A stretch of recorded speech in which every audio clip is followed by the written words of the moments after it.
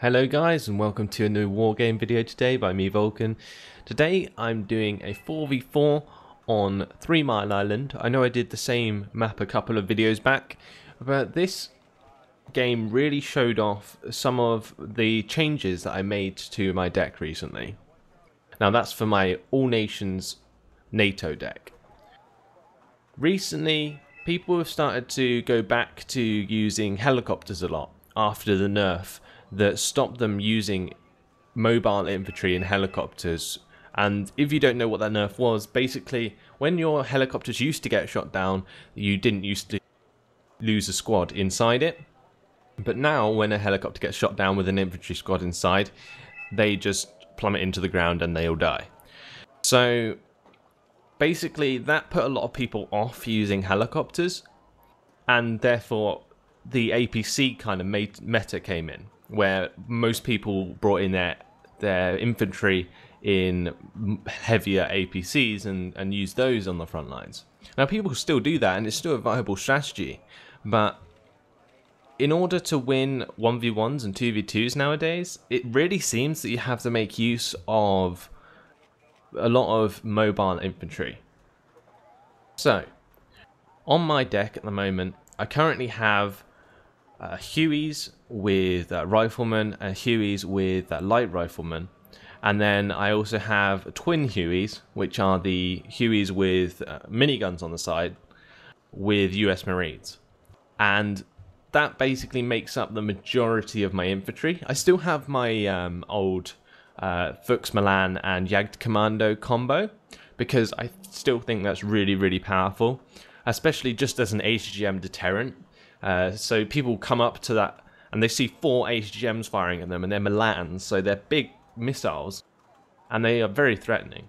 So people won't necessarily run into those with heavy units, even though your Milan F1s aren't going to be doing that much damage. They're just basically to keep people away.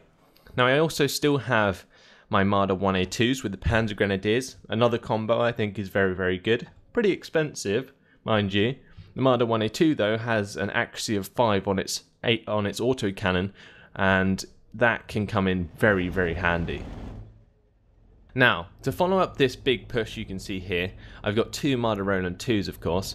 Now these are pretty much staple to most NATO decks, Marder Roland 2s being very powerful radar AA.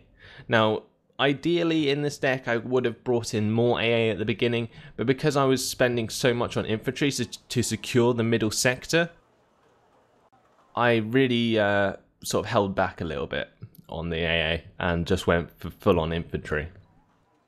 So it was me against Officer in the center. That's where I was going to go. We have on my team Captain, Flappy and Trusty. And Captain's going to go to Juliet and hit Bravo. And we got Flappy going to Mike with Trusty going to Hotel. So let's switch it to my point of view and see what we can have a look at. So you can see my Hueys have basically flown straight up to the middle. I've got lots of Hueys and I've split them up into single squads to capture the forward buildings and apply pressure to the enemy. And I've got groups of 2 Hueys with riflemen. I'm dropping off further back. Now what you can see is happening here, after I drop off my US Marines out of the US Twin Hueys, is the miniguns from the Twin Hueys absolutely annihilate the Mi-8Ts and the squads that come with them, acting kind of as their own AA. Now one thing that's frightening at this point is that even though I've managed to get my riflemen out and so on, it's a lot of micromanagement for me, and I'm not exactly the best micro as I mentioned previously. So I do unfortunately get some of my riflemen killed, which I would otherwise normally not. But I do manage to unload my Fuchs Milans and Jagdkommandos, and these help me a lot with controlling the amount of units in the area. So they pushed up with TO-55s, they've got T-72, they've got ZSUs and lots of Scott 2 APCs. Now I've already got control of the buildings, so if they push too close to me, they are literally just going to lose all of their forces. Now my twin Hueys on the right, accidentally send them too far forwards, they get taken out by the two ZSUs, but they quickly die after my Fuchsmalans and Jagdkommandos get some nice hits on them. Now my infantry is currently being dislodged and I'm trying to get my Jagdkommandos to side shot these TO-55s. Unfortunately the napalm smoke is kind of concealing them and not allowing my Jagdkommandos to get a decent shot. So I'm basically now relying on my twin Hueys and my riflemen at close range to take those out. And the riflemen at close range do take these TO-55s out, which is really nice. You probably should have used fire position on those to make sure to keep them at distance. But my twin Hueys are going to work on the Scott 2s and stopping them from dealing too much damage against my own forces. Now, since he's broken through my first line of riflemen, he's now come up against my US Marines.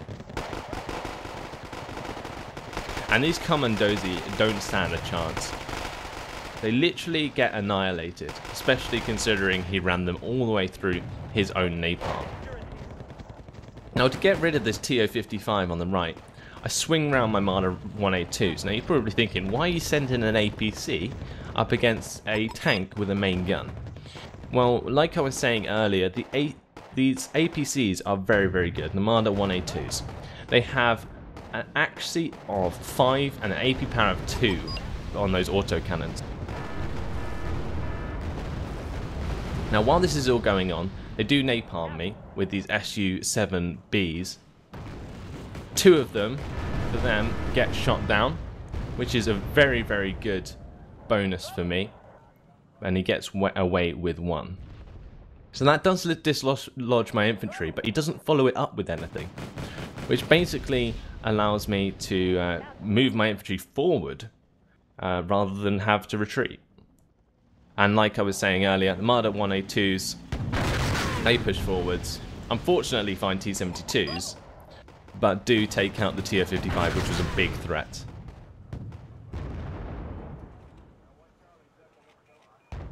So while this is all going on, I did basically bring up a couple extra twin Hueys with US Marines. You can see them here and here. That's 4 squads. I've also brought up a Super Chinook to resupply the Marder Roland 2s and the Fuchsmalans and other infantry squads who have been damaged.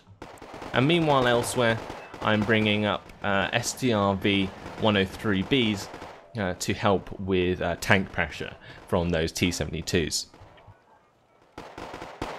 Now meanwhile, we've got a captain who's done a good job of securing India and is now preparing to hit Bravo. On the right side, Trusty's done a good job of getting up towards Gulf with his M1IP Abrams and the STRV 103C helping from Flappy. And we're still taking heavy fire in the middle from the Sapori squads. Now these twin Hueys are incredible at taking out infantry. So all I needed was for my riflemen to stay alive long enough to basically keep an eye on these units. And you can see here, as soon as my miniguns start firing on them, the Sapori squads don't last very long at all. Now meanwhile, on the right, I've actually brought up a Lynx AH-7 TOW 2, and that takes care of both of the T-72s I was talking about earlier. I actually managed to shoot down a MiG-21 BIS, and I've also followed that up with a kill onto his 3rd Su-7B. Ideally, they could have used Siege to take out my Marder Roland 2s, and then those napalm strikes would have been very effective. These twin Hueys are harassing the Scott 2, but that's not the primary concern right now. The arrival of my STRV 103Bs is, and they're going to help my US Marines take out the last presence of Superzi in the area. But as soon as the Superzi squad actually show themselves, the US Marines pretty much kill them instantly. Now on the right, I have a command vehicle coming in. In my last 3 Mile Island video, you would have seen me put a command vehicle right behind this cooling tower here. And basically, no, they can't find it from that position. And before I was telling you how, and I'll tell you again. They can't see it from the north direction, can't see it from the east direction because of this building here, can't see it from the south because of another cooling tower, and you can't see it from the west because of these buildings. So it's pretty hidden unless you're right next to it. Now, aside from actually having a CV here, I've also going to have loads of infantry protecting it. So it's going to be pretty safe unless an airstrike comes in and guesses where it is. But I've pretty much managed to take control of this entire island, all on my own. Mainly with the help of these twin Hueys. You can see that I've even got some US Marines and riflemen way further back. And the reason for that was because as they were pushing at me with Subversi, I wasn't sure that I would be able to hold the ground here. Now in the top right, unfortunately I didn't realise that we'd captured the sector in Gulf.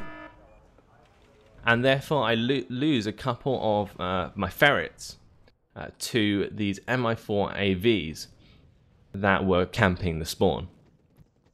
Now to get rid of those, I do bring in a Flak Panzer Gepard and manage to get one of my ferrets off into the woods so that it can provide recon as my team brings in more reinforcements. With me being able to take my focus off the middle island, I'm trying to help elsewhere on the map.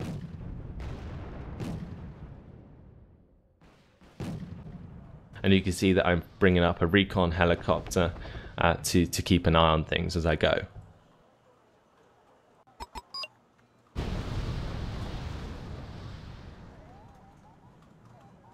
Now we've managed to take out the Mi-4 AVs. My Flak Panzer Gepard unfortunately got a fuel leak and a transaxle hit. It's lost all its ammo, but thankfully one of my teammates brings in a Hempt and I'm able to resupply that eventually. But in the meantime, I'm just basically pushing up my forces in the center, making a really strong defensive position where I can continue to contest this sector. Because now we're currently +4, and there is an 800 point victory point limit, and that's going to take a while to get to. Now down here you saw a Spetsnaz VMF squad actually take out my Marder 1A2. That was a bit of an annoyance. Basically I meant to drop out my Panzer Grenadiers before I went up the hill. Slightly forgot about the Marder 1A2 I actually sent up there, and it got killed by the Spetsnaz VMF squad when it was sitting in that tree line. From such close range, a Spetsnaz VMF squad's not really going to miss. Now one thing that was really awesome was that I actually had these STRV 103Bs just basically harassing the enemy across this river here. And it actually did a lot of damage. You can see these Strzelski Podhalansky are taking a lot of damage from this SDRV 103B. Now, unfortunately for him, a MiG-25 gets shot down by both my Marder 1A 2s as they are moving up. And the reason they are moving up is to deal with this Mi-24W that I have spotted. Now, my SDRVs aren't going to stand a chance against this because these are pretty light tanks. They have 12 front armor, and this Mi-24W has a AP power of 20 on his HGM, so he's going to do a serious amount of damage if he gets a hit. So basically, I want to get these Marder 2s up. So the Marder 2s, while they were moving up, I had them on attack move. I generally move all of my units on attack move unless I am trying to get them somewhere quickly. And that's definitely a tip that I would recommend for most people, because then if you accidentally bump into something you weren't expecting, at least your units will fight back, even if it isn't at such a advantage as you would have hoped. Now meanwhile on the left here, I've got my heavy hogs helping out Captain to take back the north part of India. And you can see the grenade launchers alongside the 70mm rockets are doing plenty of damage to take out the Motostrzelki.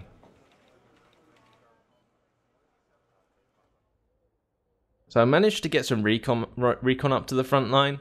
I didn't actually have much recon early on because I spent so much on the Hueys and the infantry to secure the buildings. Now this side you can see the Marder Roland 2 finally getting close to range. Unfortunately, because Marder Roland 2s are made to shoot down aircraft and not necessarily helicopters, you can see that the Mi-24W can actually fire at the Marder Roland 2 while the Marder Roland 2 can't fire back, and that was a big problem at this point. So I needed to find a way in which I could take that down without losing my Marder Roland 2.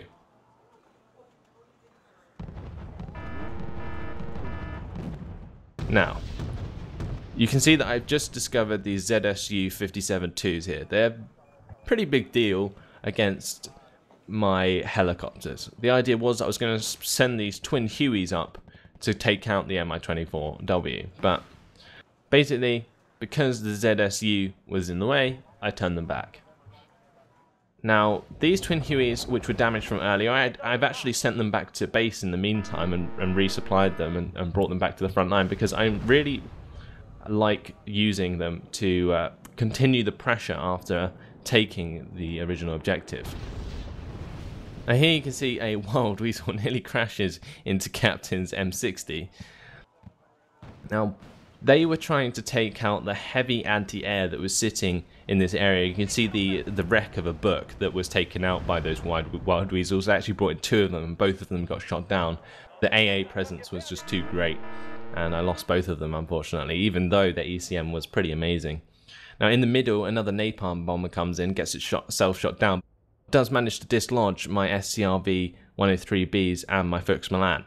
So my Fuchs Milan takes a lot of damage, and my SDRV 103B is left pretty vulnerable at the top of this forest. But unfortunately for my enemy, his recon isn't good enough or close enough to see my tanks in that forest while they're not firing back. And you have to bear in mind that my opponent has just left. So they managed to get away with being panicked on the edge of the river there, while I continue to have my recon see what's going on. And I can see that there is no pressure coming my way. So we're now at 70% conquest points. We've done very well as a team. Managing to take this reinforcement point on the right at Gulf has allowed us to apply a lot of pressure on the right side of the map. Meanwhile, Captain has managed to push through Bravo and stop the enemies reinforcing on the left side of the map. And meanwhile, in the middle, I'm contesting constantly. Although it would probably be a death trap if I tried to cross the bridge and take on the CV at the top of Delta. So that's why I didn't do that throughout the game. And my infantry stayed in these buildings because, again, trying to move across those bridges would have been suicide. Possibly I could have used my Panzer Grenadiers and US Marines to run across the side bridges and try and flank up into Foxtrot or onto Charlie. That's possibly an idea that I could have had, reusing my twin Hueys to pick up those US Marine squads and attacking those places. But at this point, because we were +5 up, I didn't really feel it necessary, so we were just waiting pretty much for the end of the game.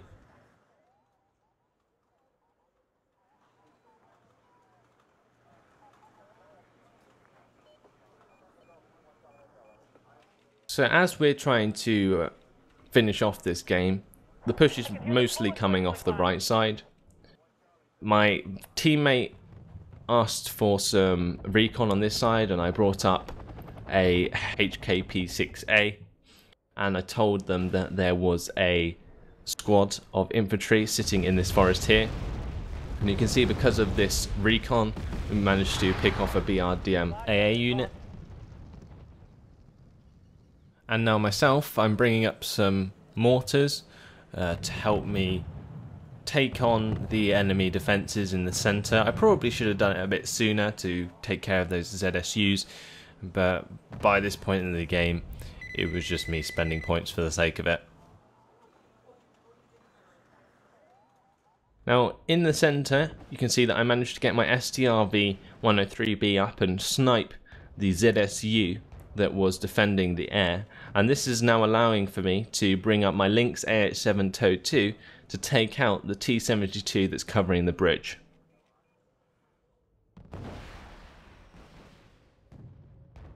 And because he has no AA left, it's pretty much going to get an easy kill onto that tank. And meanwhile in the middle, Flappy's having fun with Trusty, and they're sending all of their air to attack Foxtrot. Now obviously, because we've controlled the map so dominantly throughout the game, most of us have a decent amount of air units. You can see we're just about coming up to the victory points as my Marder 1A2 is trying to push towards Foxtrot. But as you can see, we did very well as a team. I got 1,816 kills to 730 losses. Trusty did very well with 1,859 kills to 378 losses. Flappy, not so good. It was a bit disappointed by that performance, but he did do very well in supporting Trusty take that right side of the map. So although it looks bad, strategically he did very well. And then we've got Captain on the left side, who, being sort of like 2 versus 1 kind of, did well to get 1,146 kills to 849 losses. Now enemy team, you can see their kills losses there, but one thing I wanted to show you was the amount of air kills that my Marder Ronin 2's got. So you can see they only got 4 kills each, but if you look at what was actually shot down, you have to bear in mind that these Marder Ronin 2s are worth 55 points. They shot down an Mi-24W, a MiG-21 BIS, a MiG-25 PD, an Su-7B KL. Then the other one took down 3 Su-7B KLs, another MiG-25 PD. And that is just a hell of a blow to the enemy. We got my Lynx AH-7 TOW 2 taking out 3 of their T-72 Wilks, and my STRV-103Bs doing very well to pick off some of the lighter units that were harassing me in the middle sectors. So for example, BRDM-2 Conkers and the ZSUs and some infantry squads as well. So all in all, I think I did very well throughout this game to secure that center island. I don't think I've ever taken the center island on my own on this map before, so that was an experience, and it was a very good test for my changes to my deck. And Officer put up a good fight at the start, managing to get all those Scott 2s onto the island, but unfortunately, because I got there quicker with the helicopters, he didn't necessarily stand a chance. So there we go. That pretty much shows off everything that I wanted to show you guys. I've got a lovely surprise for you guys tomorrow, so look out for that. But in the meantime, thanks for watching, hope you enjoyed it, and I'll see you in the next video. Goodbye.